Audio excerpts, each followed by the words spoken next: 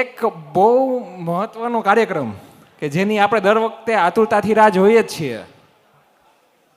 આપણા સાહેબ શ્રી જીડી આચાર્ય સાહેબને વિનંતી કરું કે તે ડાયસ પર આવે અને આપ અમને સૌને આશીર્વચન પાઠવે. Please sir. Good afternoon, all of you. Naturally, we are meeting after 1 year. The way in which you want to meet with your friends, I know your feeling.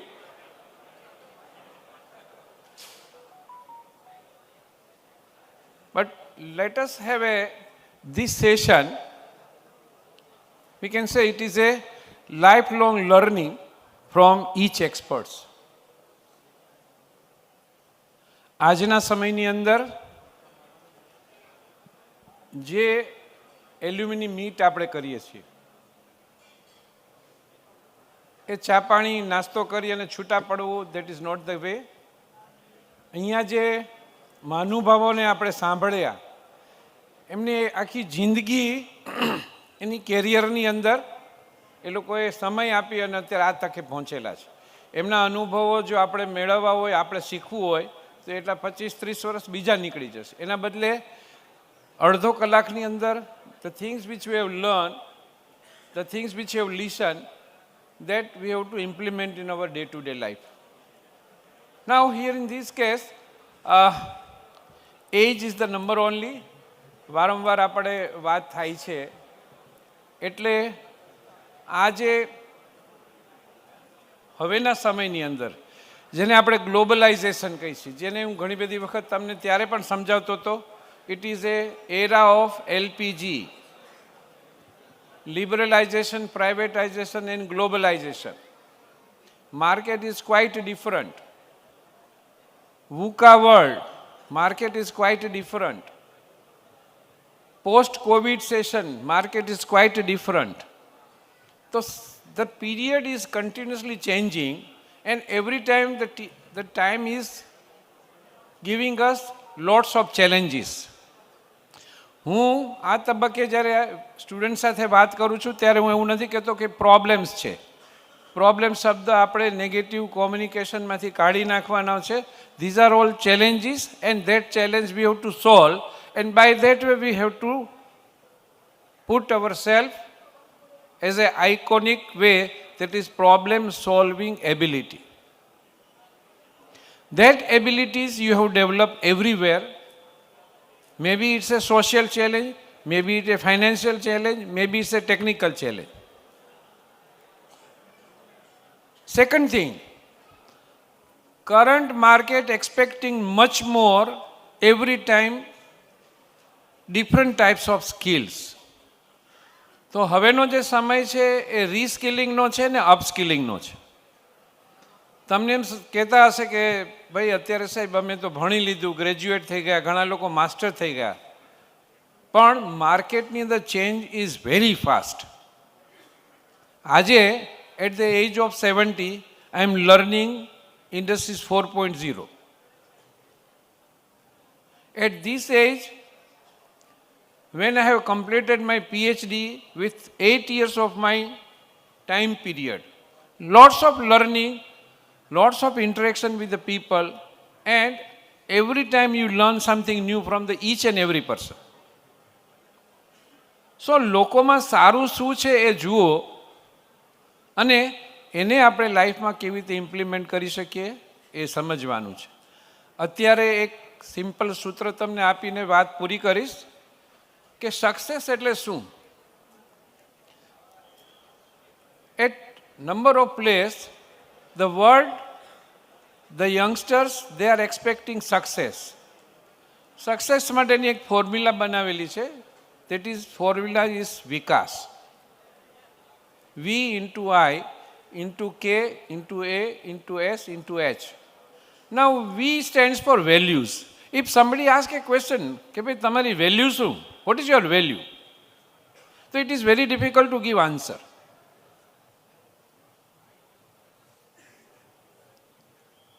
તમારું માનવ તરીકેનું મૂલ્ય શું છે?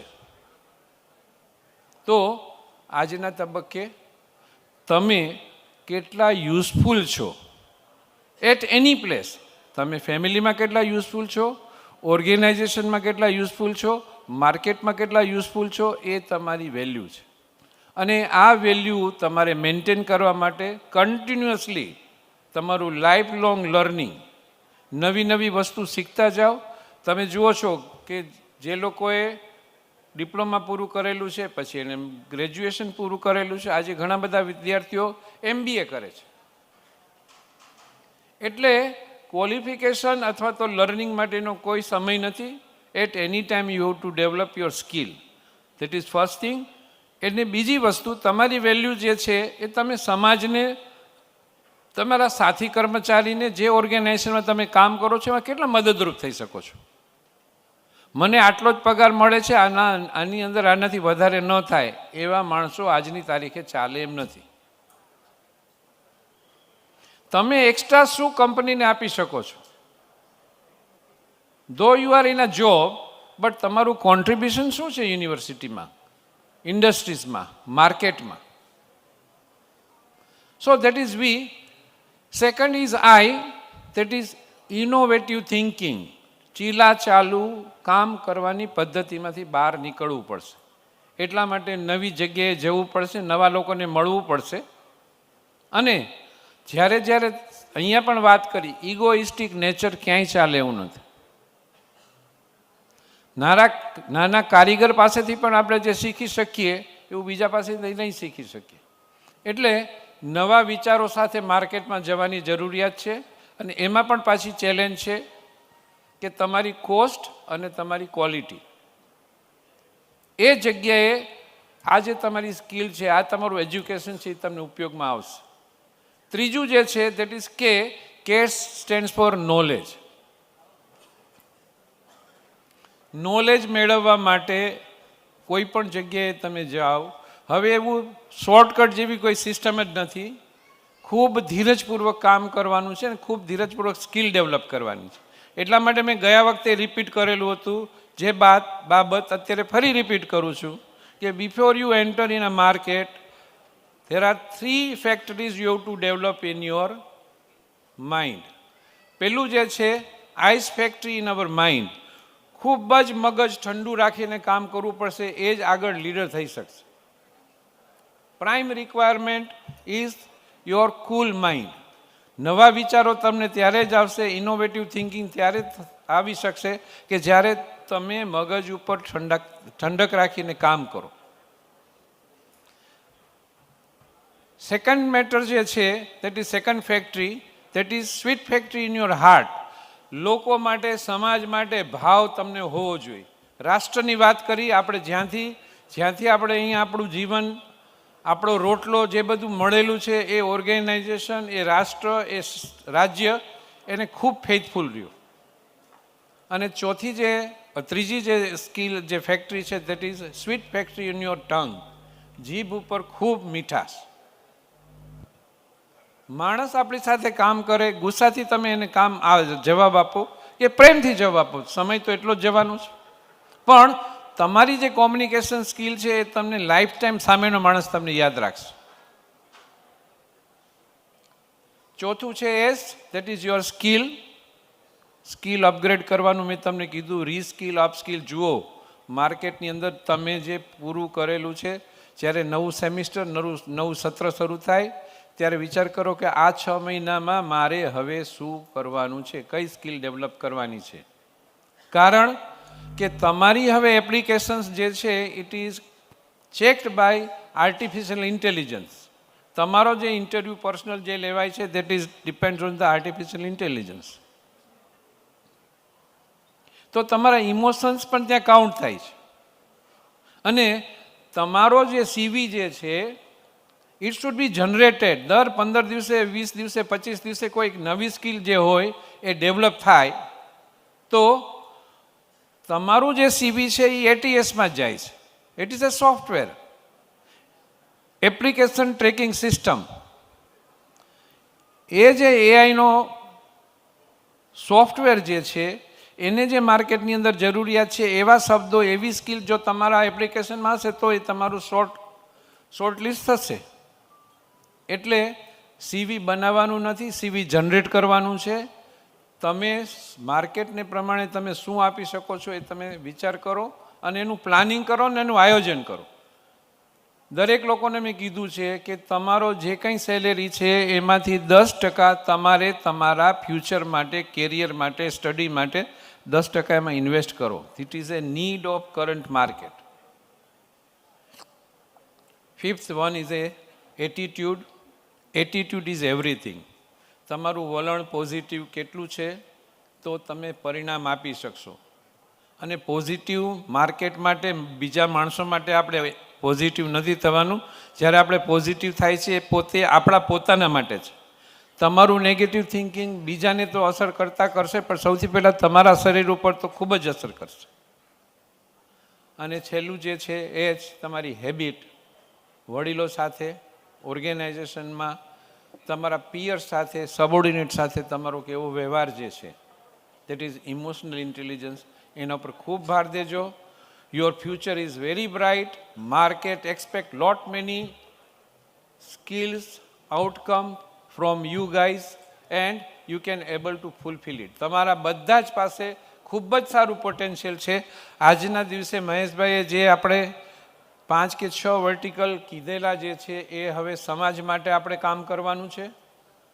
ઘણું બધું આપણે પોતાના માટે કર્યું. તમારી આસપાસ જે કોઈ નાના વિદ્યાર્થીઓ છે એની અંદર અત્યારે હું યુનિવર્સિટીમાં કામ કરું છું. એક મેજર ચેલેન્જ જે જોવામાં આવેલી છે એ એક જ છે, વિદ્યાર્થીઓનો સ્ક્રીન ટાઈમ મોબાઈલ ઉપર. અને એ સ્ક્રીન ટાઈમ જે છે એને કઈ રીતે એંગેજ આપણે કરી શકીએ જેથી કરીને પેલું મિનિમાઇઝ થઈ શકે. આ પણ એક સલાહ સૂચન, જ્યારે જે જગ્યાએ તમને અનુકૂળતા મળે, સમાજની ખૂબ મોટી સેવા થઈ શકે એમ છે. રાઈટ. કમિટી આ વખતની જે બનેલી છે એમને 2 વર્ષ પૂરા થાય છે. તો આ તબક્કે મારો જે ભાવ જે છે સજેસ્ટ કરું છું. ધવલભાઈ પારેખ, ધ્રુવભાઈ વાવડિયા અને કૌશલભાઈ જોશી, 3 જણા અહીંયા આવી જાઓ. You just stand there. આપણા હવેની જે ઇવેન્ટ સર જે કહી છે કે બરોડા ખાતે થવાની છે, બરાબર?